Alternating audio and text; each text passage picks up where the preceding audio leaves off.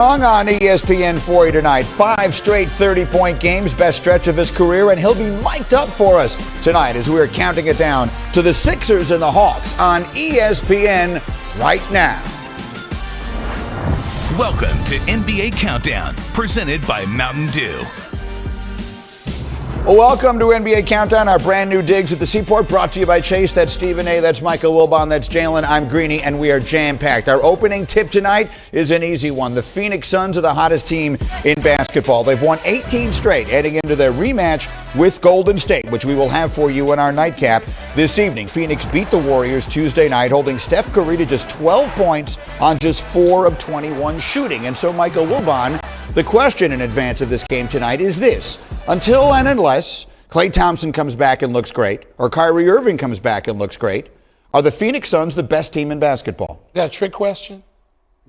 Yeah. Yes. Anybody else won 18 in a row? They won 18 in a row in Brooklyn.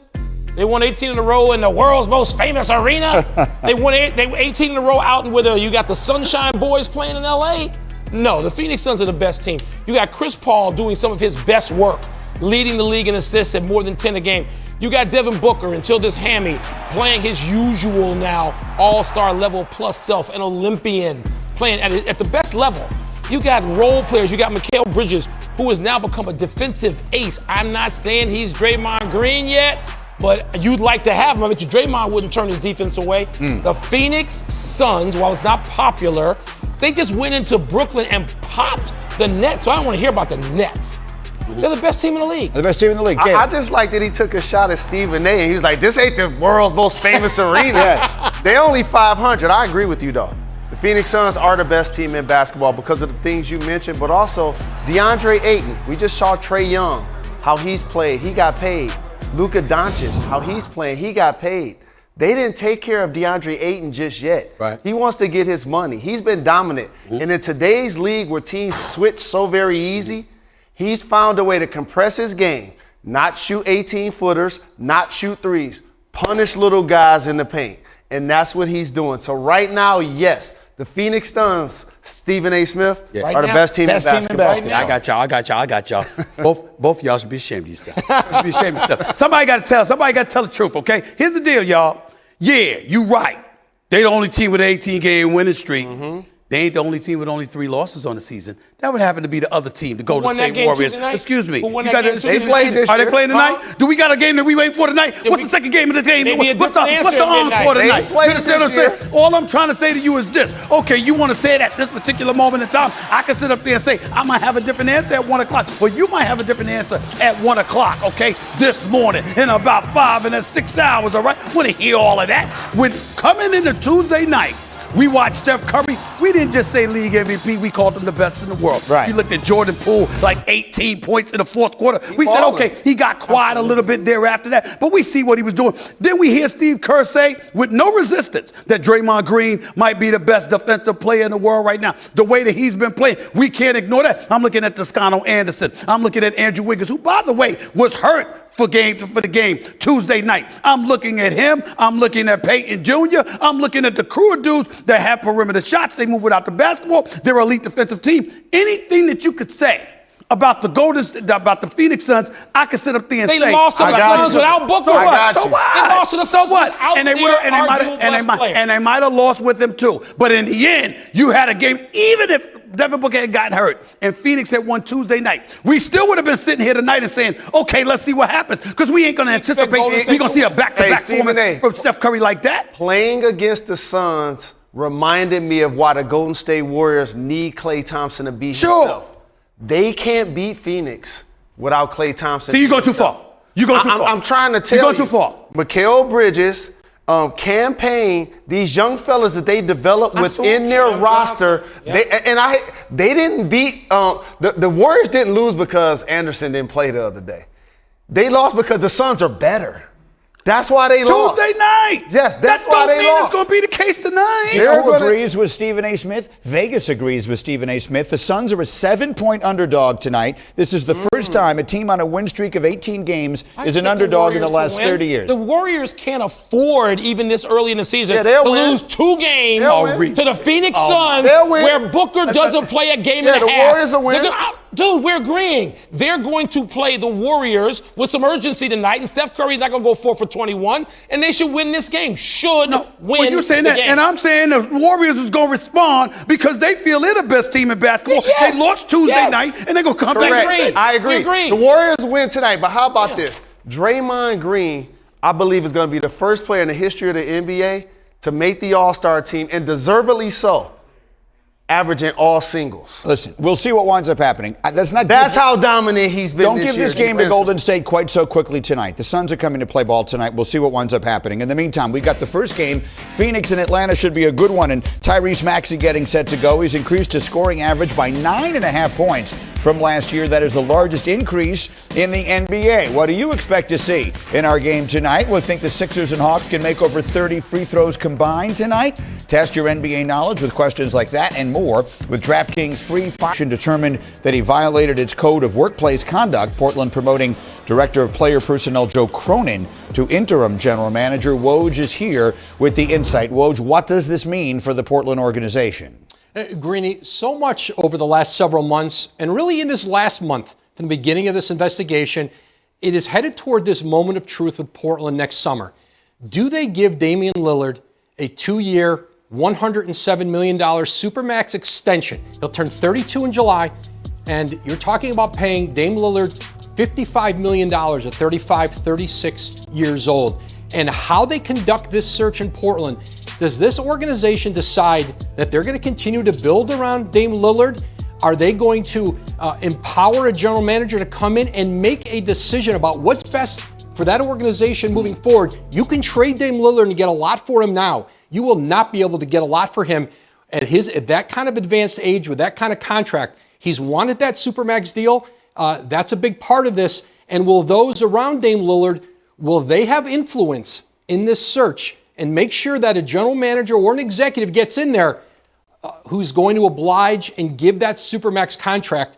Is that what's best for Portland's future? That's really a fascinating way of looking at this whole thing. So much hanging in the balance on this decision, and Woj obviously will be all over it. It's been sort of a crazy little stretch of time here for the Trailblazers. The last 6 months, if you look at it, after 8 straight playoff appearances, they fired Terry Stotts, the coach, in June. They hire Chauncey Billups in his place, but this season has not gone thus far where they would have hoped. They're currently sitting 9th in the West with an 11-12 record. Lillard is out with a lower abdominal injury, and the group has looked completely different based on where they're playing. The Trailblazers are 10-2 at home, 1-10 on the road, which is 29th in the NBA. And so let's get to the question I think every basketball fan in the world is asking. Stephen A., how do you think all of this impacts the future of Damian Lillard?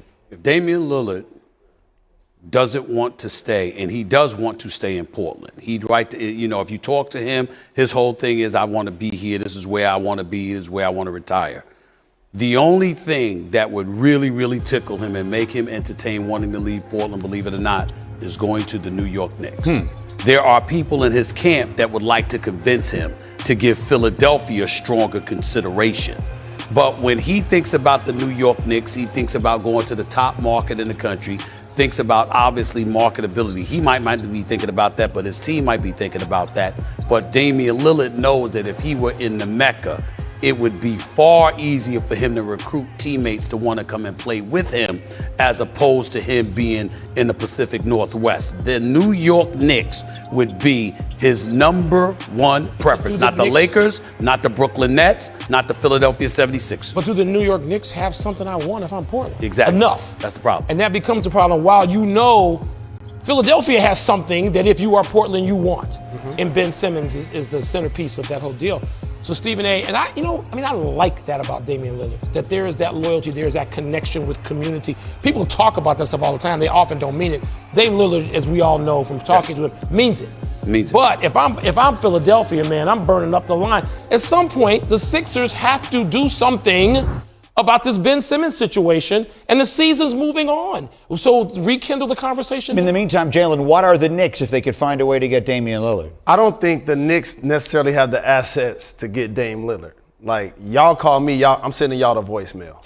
Right. No, I'm serious.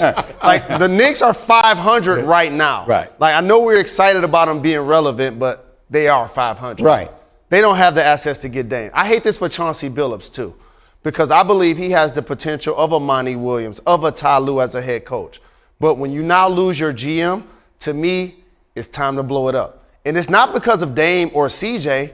It's because of Nurkic and the lack of help that they get and the lack of balance that they have as a basketball team. The reality of the situation is they've had ample opportunity to win and they haven't gotten it done. I know they got to the Western Conference Finals a few years ago, but that was pretty much it. That's why Terry Stotts had to go. You brought a new voice in like Chauncey Billups. We respect Chauncey Billups. My personal opinion is I viewed him more as a president of basketball operations as opposed to a head coach, but he's in the door the way he's in the door. This is what we have to come to. And I've spoken to C.J. McCollum and Damian Lillard about this over the years, directly, personally, to their face.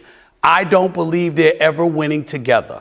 I think you use one of them to acquire a bunch of assets to play with the other that stays. You let that other person go and you move on from there, because I don't care what I think about Chauncey Billups as a coach, and I think he's got a lot of promise. Let me be very, very clear on national television. The Portland Trail Blazers ain't winning a damn thing as presently constructed, and no one is clamoring to come to the Pacific Northwest to play with them, which means they ain't winning anything, period. But you're right, and I'm going to double down on what you say. That means you got to eventually move both of them. Yeah. Okay. Not just one, because you got to get off of those salaries in a salary cap driven sport, and they're both terrific And who are you performers. bringing in that has that sort of authority, right? And then interim is not happening with that. When you talk about blowing up that frame, remember, that's the whole show in town. Correct. In Oregon. I don't think you need to lose both of them, no. They have been the perfect example of good but not great. They've actually made the playoffs 8 straight seasons. That is the longest streak in the entire NBA. But to your point, it's not a championship team as currently constructed. We've got the Sixers and the Hawks getting set to tip in about 15 minutes. You will see Joel Embiid. They're 8-4 this year when he plays, 3-7 when he doesn't. He's one of 4 guys averaging 20-10 so far this year. Sixers, Hawks, then the Suns and Warriors tonight on ESPN. In the sport in both defensive rating and net rating since the end of October. So we're looking forward to that after the Sixers and the Hawks. Meanwhile, let's do some points in the paint here, gentlemen, and we'll let each of you, as we are now into December, we're not so early anymore, let's talk about concerns that we have for different teams or players. What is your biggest concern headed towards Christmas? My biggest concern heading towards Christmas? Well, I have a lot of concerns. But I would tell you the Los Angeles Lakers, for the reasons that I mentioned earlier. They are in a world of trouble. And the fact that they require the services of a 19-year veteran that's 36 years of age, who will be 37 this month, in LeBron James, I think that is profound concern. Now, for Christmas, I would prefer that R.J. Barrett and Julius Randle use their right hand. Get off the lefties. There's a lot of righties that can't go left. Use both of them. That's a different subject for another day. But right now, my concern is the Lakers. But the Lakers are a concern. You said earlier during SportsCenter, you think there's a possibility if things don't get better, they could make a coaching change before the All-Star game. If they look this way going into next month, I think Frank Vogel will be fired. Jalen, you're next. Where's your biggest concern? I bet if I had the code to Stephen A. Smith's phone and you look deeper into it, he knows where I'm about to go. Philadelphia. Ooh. That's the biggest problem because they let Sam Presti and Brett Brown go. They brought in Daryl Morey and Doc Rivers. You're either supposed to deal or make the player better. That's the goal when you bring those 2 guys in. That didn't happen. Ben Simmons is literally sabotaging their season. Embiid has a history of injury. He just missed 9 games due to COVID. They're hovering around 500. The Raptors won the championship. The Heat won the West. The Bucks won the championship. And the Nets got a big 3, even though Kyrie isn't playing. Philadelphia's process isn't getting them closer. How much pressure is there on Daryl Morey right now when you consider the state of the Eastern Conference, the state of his team, and the state of Ben Simmons? Can't go forever and not have either Ben Simmons or the people who replace him. Is there any reason to think they're going to have Ben Simmons? We've been guessing along this for a while. I like Stephen A. I think you get to January, you get to the next month, you gotta have something. Let me say this about Daryl Morey, please. I haven't made this comment, but I'll say so publicly right now. The Philadelphia 76ers, and I have profound respect for Daryl Morey. The Philadelphia 76ers did not need Daryl Morey. Elton Brand wasn't doing a bad job. He had ingratiated himself with players within the organization. As a matter of fact, I'm being told that's the only executive that Ben Simmons has any kind of relationship with, which is Elton Brand. So if you're Doc Rivers, remember, Doc Rivers arrived first. Then Daryl Morey arrived later. So you had Elton Brand in place. You had Doc Rivers in place. Daryl Morey comes there, you give him decision-making power, and he made the decision to hold on to Ben Simmons and not move him this summer. And so when that's going on, I don't want to hear anything about Doc Rivers. I certainly don't want to hear anything about Elton Brand. If the Philadelphia 76ers don't figure out what the hell to do with Ben Simmons, I have to look at Daryl Morey. I'm not saying he should be gone because of it, but he's who I'm looking at. You know what else Philadelphia had? A guy that won the East when he left them. Yeah. Jimmy Butler. Yeah. That's right. They had him That too. turns out. They've made some questionable decisions. Right. Yes. We will see them tonight taking on Atlanta. Meanwhile, we have one more point in the paint. You know who the team I'm most concerned about? Wait, tell us, Michael. The New York Knicks. Oh, why is that? 500. Because I sat and I watched the angst on my dear friend's face last night. And of course, I texted him. I was so concerned. Where's Spike Lee at now? Tracy Spike Lee Morgan. with him. I saw Steven. I said, I'm worried about you. That look on your face. Front Steven, row seats. It's seriously for a moment. They're 7-5 at home. They are 6-10 since starting 6-1. The Tibbs has had to change the lineup already. Take that red people carpet out. last night, Stephen A. I was worried about that red carpet last night. Well, I don't know. The courtside seats were quite nice. I will admit that. But I got to tell you, man, and I'm dead serious like this. I swear to you, if I just got Julius Randle to use his right hand, that would be my Christmas gift. I mean, listen. Watching him up close, he's so powerful, so strong and quick and could finish at the basket. The brother got skills. And R.J. Barrett wasn't playing last night, obviously, but he's got skills. I just don't understand, for me, ladies and gentlemen, all you do is basketball. It's the only job you got. And you never take the time to develop your other hand. Jalen Rose used his right hand. He's a lefty, but he used his right hand. I mean, my Lord, everybody's screaming at him, Greeny. Yeah. They're going left. They're going left. And what do they do? They go left. Stephen A. got more camera time last night than DeMar DeRozan. I'll tell you that. I was worried about We're getting ready for the Sixers and the Hawks tonight. John Collins getting set to go. He's one of 8 players in the league averaging 15 points and shooting 55% this year. Great doubleheader start. More importantly, LeBron has been cleared to return to the lineup tonight versus the Clippers after a brief stint in the NBA's health and safety protocols. Sources tell ESPN LeBron has returned 8 negative tests since returning to LA. His poor nose. Yeah. Right? After the Lakers star returned an initial positive test for COVID-19 on Tuesday morning. Here's a countdown crew. All right, Al, thank you. And so the Lakers sitting where they're sitting right now, and we found ourselves thinking, this is the oldest team ever. They're not just going to sit idly by on their hands and watch the Warriors and the Suns pass them by. Stephen A., what move do you expect the Lakers to make?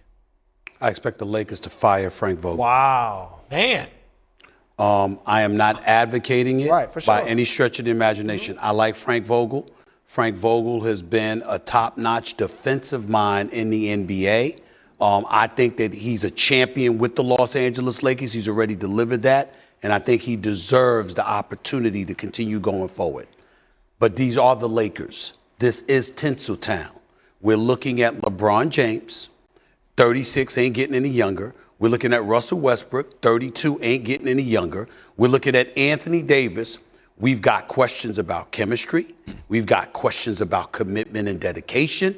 We damn sure got questions about their defense, which has been ranked in the bottom 5 throughout this season. And if you're asking me the question, if this continues, again, that's the caveat, not right now, but if this continues, Frank Vogel, in my opinion, will not be the head coach of the Los Angeles Lakers come All-Star break. It's already happened. LeBron has brought a championship to the Los Angeles Lakers. And you invest your roster in winning right now when you get a player in his 19th season. But you guys are right. And it takes a man to admit when I'm wrong. This team ain't winning the West. They've had the worst start possible for a team that had the easiest schedule in the NBA. Now they have the toughest schedule remaining. They're going to be below 4, which is 5 or lower, if and when they make the playoffs. This team ain't winning the West. But they a lot of time between now and then. They can make any number of moves. They can make a coaching change. They could try and turn over the roster. They've already made the moves. Julius Randle. Yeah. Julius Randle. Right. Brandon Ingram. Lonzo Ball. Kyle Kuzma. You invest right now into a team to win it all. But when you're the Lakers and you already have 17, it's easy to take that for granted. This team is already being invested in. It sounds like you and Stephen A are saying they really can't make a move, which LeBron, I'm going to say LeBron, Correct. has made before. Correct. 2017-18, they switched the whole team. Can't do it. No, sir. Not enough assets to do it? They've already maxed out what they could do with this roster. You have LeBron James. He's still top 5. But they will have not, Anthony Davis. He's still top 10. The point that I'm making is they will not just sit by and accept that, right? You've got LeBron James towards the end of his career, and they are the Lakers. They're going to have to do something. Maybe they change the coach. Maybe they try and make player First of moves. all of us are real. You do a great job. You know how real and not, even though you're one of the nicest people in the world. So you saying something critical about somebody, it's always a shot. This man is just the Pope, okay? I mean, getting much nicer than him. Jalen's a bit more mean-spirited, okay? But nobody tops me. Nobody tops me in that category. And let me be very, very clear. What other choice do you have? I want to emphasize again. I'm not advocating for Vogel to be fired. I'm not saying that's what Pelinka and Jeannie Buss are planning to do. What I'm saying is, just like Jalen pointed out, Kuzma's gone, Brandon Ingram's gone, Lonzo Ball is gone, Julius Randle's gone. Look at where else do you go? You got to look at the coach. And when the coach is patting himself on the back because I gave them a motivational speech just a few nights ago, and then they turn around and lose the next game, you got problems, and you're going to have to do something about it. And that's what it's going to take. But coaching the Lakers is like coaching USC or coaching Notre Dame. That's a blank check. And the Lakers ain't about to